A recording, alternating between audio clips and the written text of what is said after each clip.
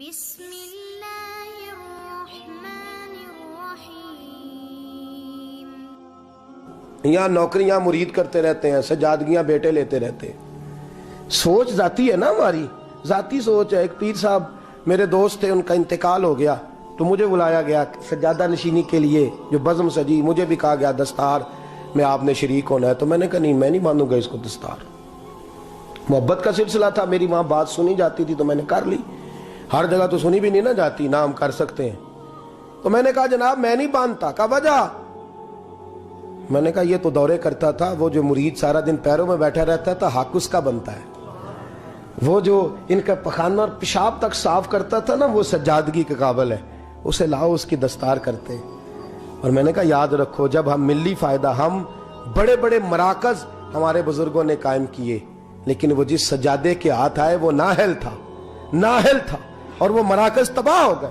نئے آدمی جو آتا ہے اسے نئے سرے سے بنانا پڑتا ہے، اور ہمارے جیسے لوگ جب تک ادارے بنتے ہیں تب تک بڑھاپا آ جاتا ہے، پھر کہاں کام کریں گے؟ جب تک مواقع ملتے ہیں، وسائل ملتے ہیں، تب تک صحت ہی ساتھ نہیں دیتی، تو کیسے دین کا کام ہوگا؟ 2-2 4-4 500 روپے کے لیے مسائل بنے رہتے ہیں۔ ہم لوگ ان مراکز میں کیا رہ گیا ہے؟ ہم نے بیٹوں کو اور سجادوں کو جب آگے لگایا تو کیا اثر ہوا ہے؟ مزارات پہ وہ لوگ بیٹھ گئے ہیں جو بندروں کا ناچ دیکھتے ہیں۔ وہ لوگ آج درباروں کے سو گئے۔ آپ لوگ یہ درد ہے، اس درد کو سنیں، خوگر حمد سے تھوڑا سا گلا بھی سن لے۔ آج بڑے بڑے آستانوں پہ شیر پالنے والے، کتے رکھنے والے بیٹھے ہیں، اس لیے کہ ہم نے سوچ کبھی بھی ملی حضرت ابو بکر صدیق۔ سب بولیے، جو ابھی تک نہیں بولے وہ بھی کہیے رضی اللہ تعالی۔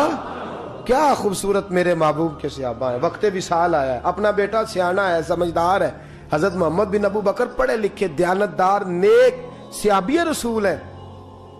لوگ حضرت ابو بکر صدیق کے پاس آئے، کہنے لگے خلیفہ کون بنے گا آپ کے پاس؟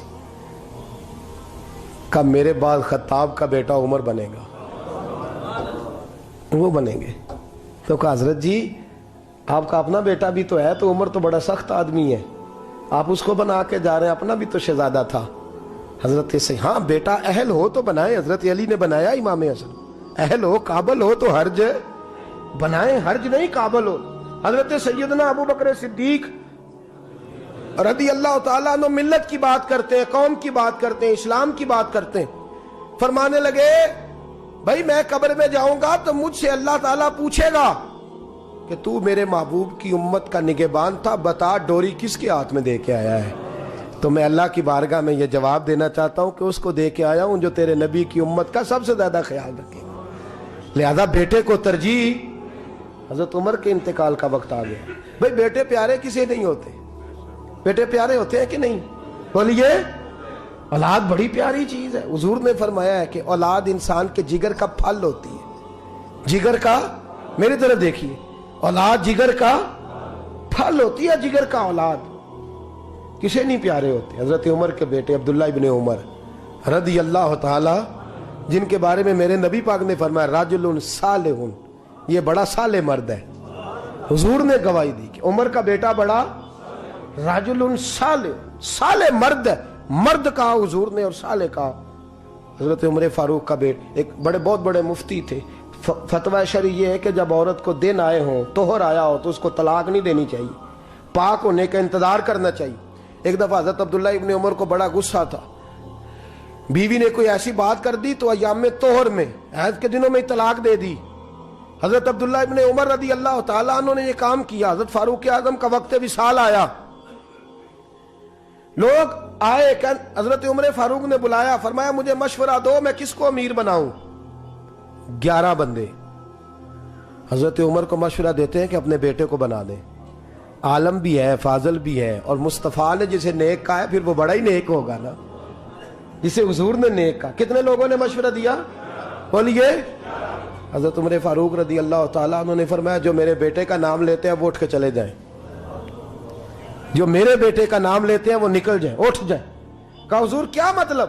فرمایا جسے اپنی بیوی کو طلاق دینے کا طریقہ نہیں آتا اسے مسلمانوں کا حکمران بنا دو، جسے طلاق نہیں دینی آتی وہ مسلمانوں کا حکمران بن جائے، تباہی کرے۔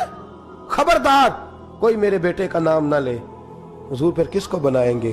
فرمایا 6 بندوں کے نام دیتا ہوں, علی کو بنا لو, عثمان غنی کو بنا لو, حضرت طلحہ کو بنا لو, حضرت عبید اللہ کو حضرت طلحہ بن عبید اللہ کو بنا لو, حضرت سعد بن ابی وقاص کو بنا لو, حضرت عبد الرحمن بن عوف کو بنا لو, جناب سعید بن زید کو بنا لو.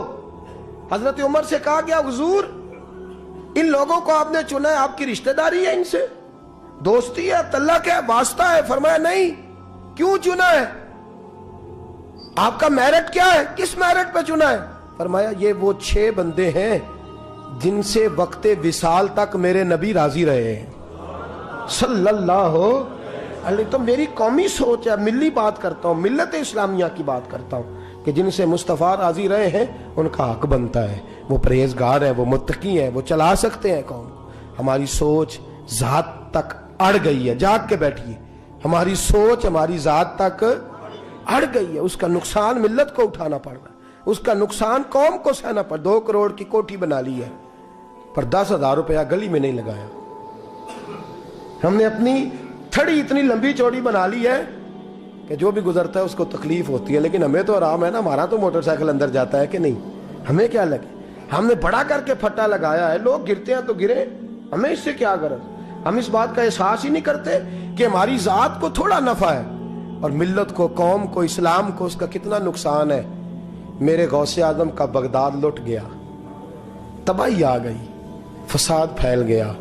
حضرت علی شیر خدا کا نجف اشرف اجڑا, امام حسین کے میدان کربلا میں پھر سے کربلا ہوئی. بتاؤں وجہ کیا ہے؟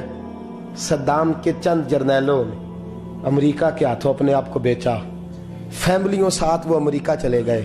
وہاں جا کے امریکہ کی فضاؤں میں وہ ٹھنڈی سانس لے رہے ہیں, اور ظالموں کچھ دن کی زندگی, کچھ دن کا سکون, اور تم نے حضرت سری سختی اور جنید بغدادی کا شہر تباہ کر دیا, اجاڑ کے رکھ دیا.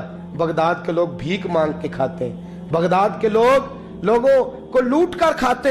وہاں قحط پڑ گیا مردوں کا قحط پڑ گیا. عورتیں جلوس نکال رہی ہیں کہ مرد 2 شادیاں کریں. تھوڑے نفع کے لیے تم نے اسلام کا سودا کر ڈالا, تم نے بیچ ڈالا ملت کو. اللہ کی بارگاہ میں تم کو جواب نہیں دینا, وہاں تم کو حاضر نہیں ہونا. تھوڑے نفع کے لیے دین کے لمبے چوڑے نقصان, لمبی چوڑی تباہیاں ہم کرتے ہیں. فلسطین سارا لٹ گیا چند مسلمان حکمرانوں کی وجہ سے. امریکہ سے یاری نہیں چھوڑی, دوستی نہیں چھوڑی, اور انہوں نے ساری تباہی کر لی. افغانستان سارا اجڑ گیا.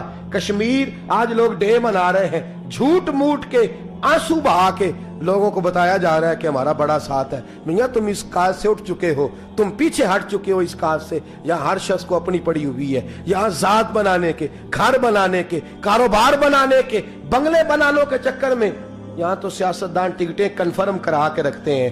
کسی وقت بھی بھاگنا پڑ سکتا ہے, کسی وقت بھی دوڑنا پڑ سکتا ہے. جہاں ذات کے لیے جلوس ہے, ذات کے لیے جھگڑا ہے, ذات کے لیے سارے معاملات ہیں, جس کے گھر کو آگ لگتی ہے وہ جلوس نکالنے لگ جاتا ہے. توجہ ہے میری بات پر؟ جب بھی کوئی جلوس نکالتا ہے نا کسی بھی طبقے کا, تو میں ذرا ٹٹول کے دیکھتا ہوں کہ جب حضور کی ناموس کی باری آئی تھی اس جماعت نے جلوس نکالا تھا کہ نہیں نکالا تھا.